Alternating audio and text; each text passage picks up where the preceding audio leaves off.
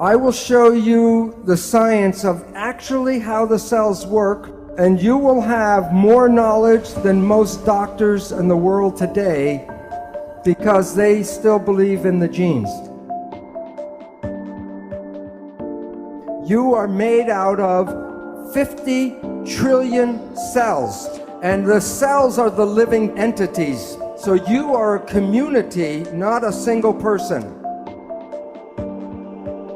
Every cell in your body has minus voltage on the inside and positive voltage on the outside. Every live cell is a battery.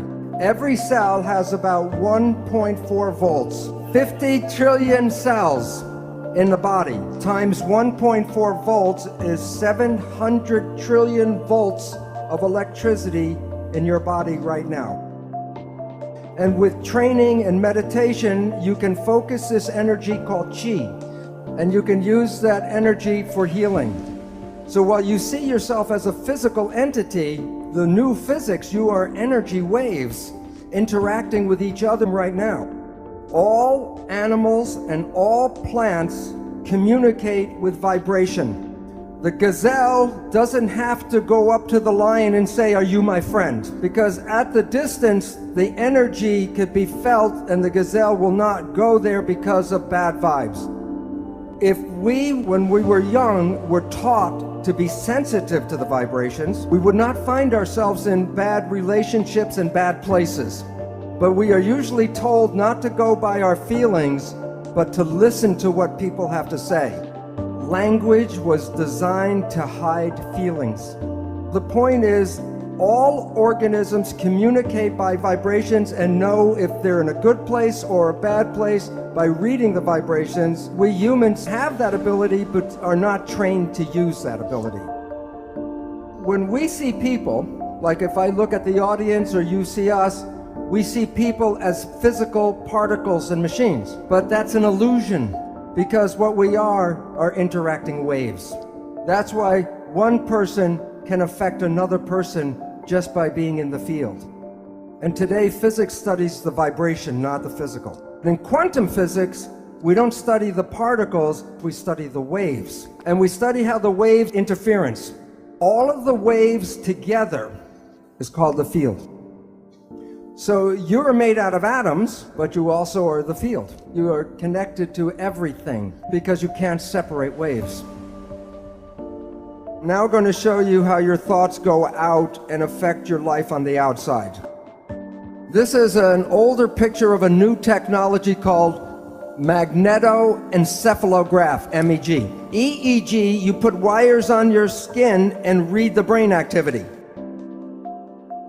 MEG, the probe does not even touch the head. You can read your brain activity outside of your head. It's not magic.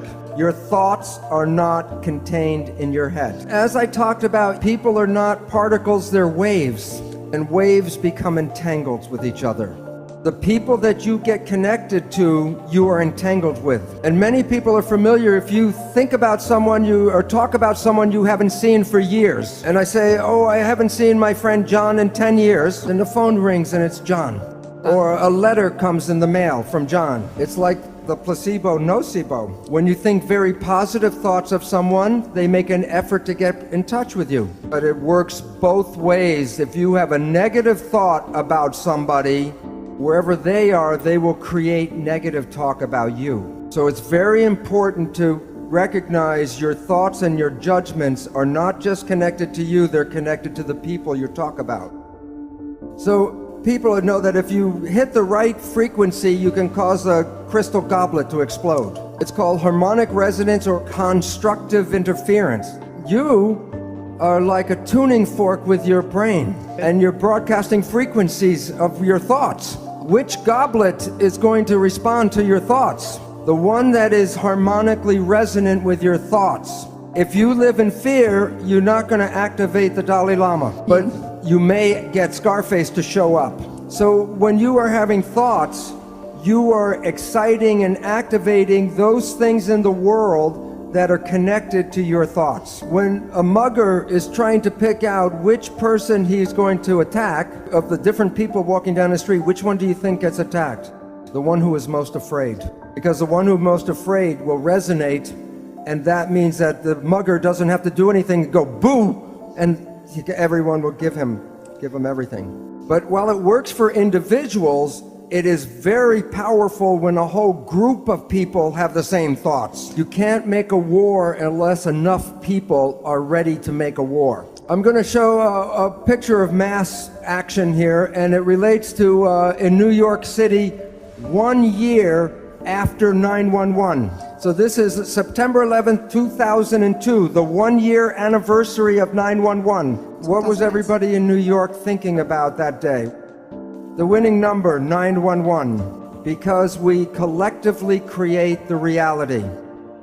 So when you look at yourself, you're not a single entity, but you are a community of 50 trillion cells. But it's important to understand the word community. Every cell is intelligent, but when they're in a community, they give up their personal intelligence and respond to the central voice.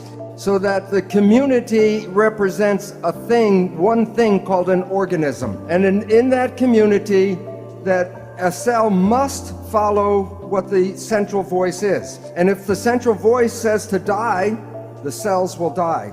So the central voice is the mind. And I will be talking about the nature of the two parts of the mind and why we have trouble sometimes controlling our life.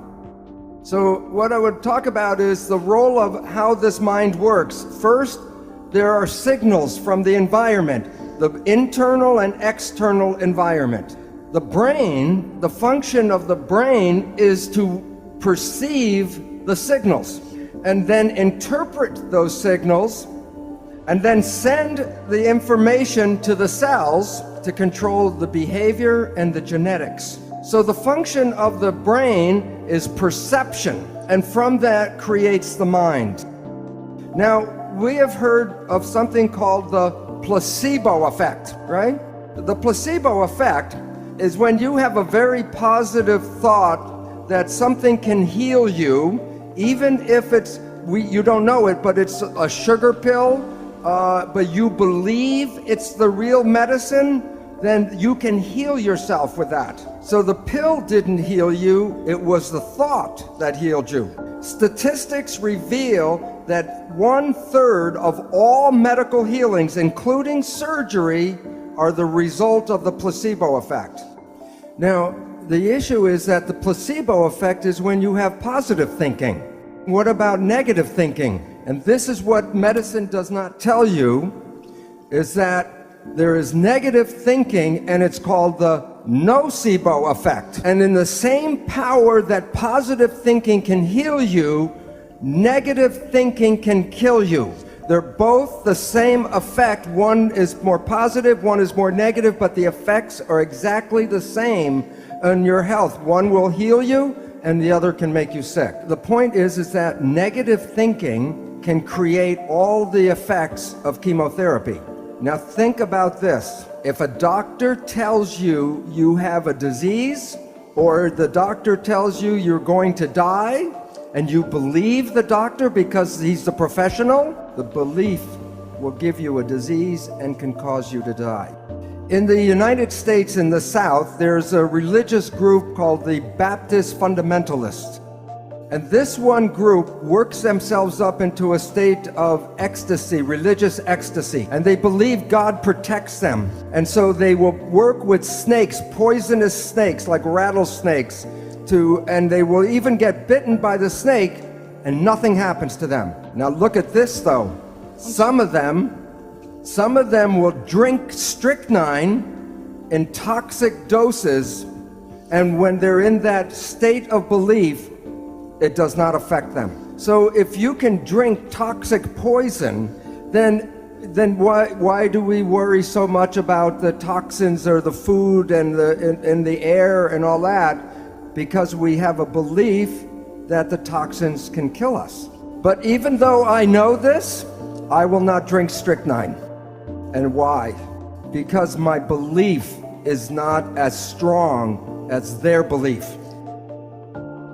So if we were growing up and programmed with stronger beliefs, we would be more powerful than we are now.